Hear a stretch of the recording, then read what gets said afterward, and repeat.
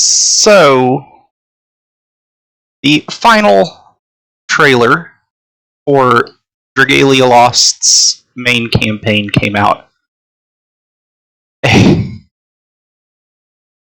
And that was a big shot to the feels. I'm still pretty sad that it's ending, to be perfectly honest. I've been playing every day, been doing my dailies. I've been making lots of videos on my phone. I can't currently upload any of them because I have an iPhone and I'm playing on a Windows, and the two aren't the most compatible when it comes to video sharing, from what I've seen. I'm sure there's a way to do it, but I'll get an iMac eventually, hopefully. I'm more of a fan of Mac than Windows, but you just need Windows for some things. But yeah, it was the game is ending on a high note. I really do feel that, and I've only been playing for about a year now. But the story they have made has its flaws, of course. Everything does. But I've loved it. I've genuinely loved it, and the characters, I love them. It's gonna be a bit painful to see them go, but it also feels weird to have a Nintendo game that won't be playable, or a recent game. There are a lot of Nintendo games that are hard to come by because they're old and Nintendo hasn't made them available on a console. But specifically, when I say that, I'm thinking of the older Fire Emblem games, which I have yet to play a lot of them. And I don't know where to play them at. But Dragalia Lost, however, I really think, I hope that they keep the game active or playable for a while. It's supported on Nintendo servers. Nintendo is running it on their servers because they own the IP. While I don't know all the specifics about how the IP is handled, I'm pretty sure it was Nintendo who sued. Was it Shironeko Project? And why would you sue? And it was over the UI, I believe. I could be wrong. For Dragalia Lost, because there were some similarities, and Nintendo apparently made their game first, and there's legal questions. I don't think it was a necessary lawsuit, from what I've heard of it. I've intended to look into it, but I just haven't yet. But why would Nintendo sue over a game they don't own? Is my thinking. So yeah, Nintendo owns Dragalia Lost. They likely have primary rights, if not sole rights. Though there are some characters from Grand Blue Fantasy and Rage of Bahamut, neither of which I've played, but Grand Blue Fantasy caught my interest a long time ago. I just haven't played it yet, and honestly, I'll watch the anime. I'm pretty curious about the anime, but with Dragalia Lost ending, I've just lost a lot of interest in gacha games in general and mobile games. I'm in the mood to go back to my Switch full time. And like, where's the game gonna go? Generally, Nintendo games are pretty accessible, but if they just shut it down completely and you can't play it anywhere, that's gonna be harsh. That's gonna be harsh. At present, I'm working on making a lot of videos. I've made a good number of them. I want to. My goal before EOS is to max out as many characters as I can. I've got 70, 71, or 72, something like that. Maxing out mana spirals and using them for endgame while recording, because I want something to remember the game by. So I'm making a lot of videos. But looking back on it, the way Nintendo views their mobile IP, was Dragalia Lost a success? By Nintendo's own standards, I would say yes and no. Yes, in the fact that it created a fan base. Okay, let me back up a bit. I'm going to link in this video, in the description, Nintendo saying in their own words how they view their mobile games. Specifically, in their eyes, the mobile games exist to spread awareness of their console games. I believe the term they use is to create connections to potential customers, people who may not know a lot about Nintendo,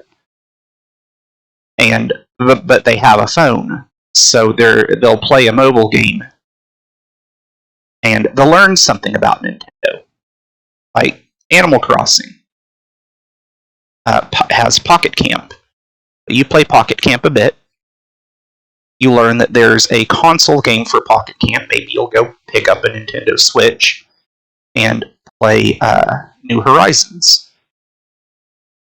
Mario. Well, Mario is popular, and there's lots of media about Mario out there. So maybe you play Super Mario Run, and you go,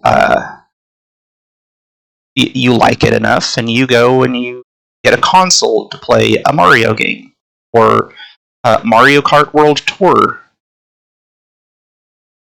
So their goal is specifically to sell, to use mobile to sell console. Now, with Dragalia Lost, they did this. They had Persona.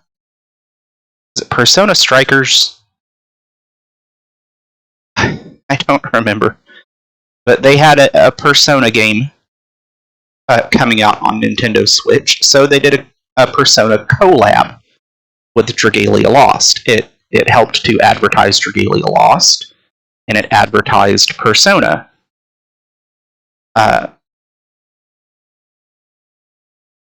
Monster Hunter Rise came out, so they had a Monster Hunter collab for Dragalia Lost.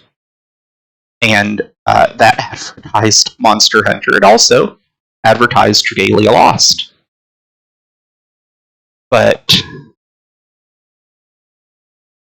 was the sole purpose there not advertising Dragalia Lost, but Persona and Monster Hunter? Possibly. I've That's what I thought when I heard about them first, and I wasn't even playing the game at the time.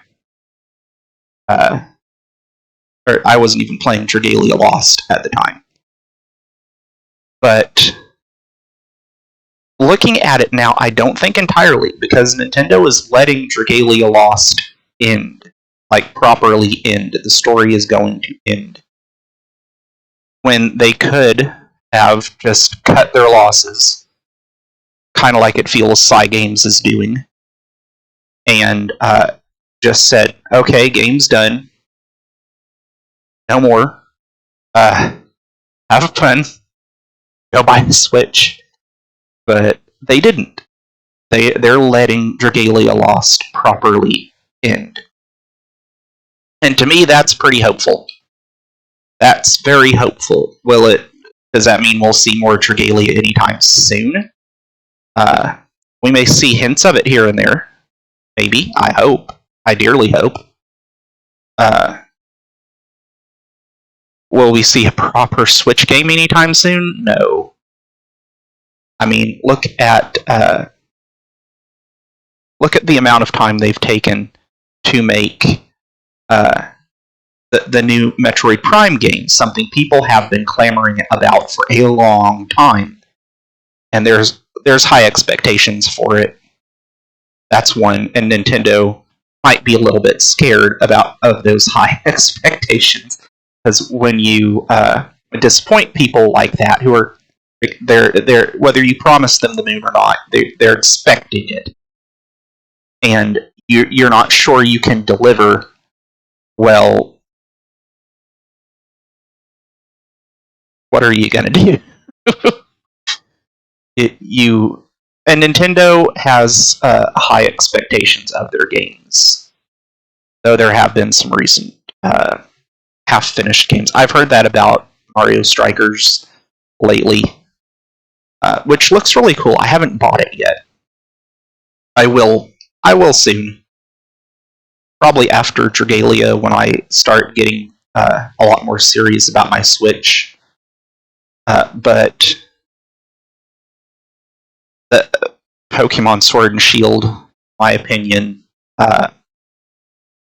was not a fully finished game. It felt, and I'm a huge Pokemon fan. Been a Pokemon fan since the games began. It's Red and Blue. And while I enjoyed Sword and Shield, they could have used some work. They really could have. It felt rushed. But on the other hand, Dragalia doesn't have those expectations. It's a brand new IP comparatively to their other IPs, Pokemon and Metroid.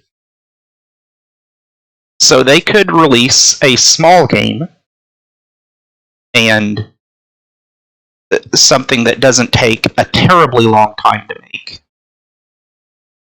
It'd still be a year or two before we saw it, I'm sure.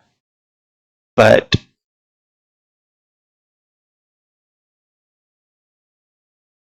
we could see some more Dragalia in that way. We could also see it cameos in other games. It's a shame it didn't make it to Smash Bros. I was super excited to see Pyra and Mithra. Not so excited to see Sora. I've never played.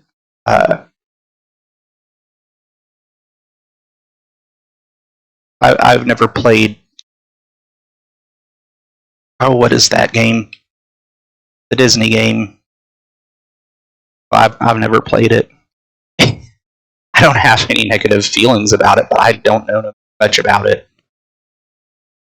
I would have preferred just about anyone else, but that's just me. But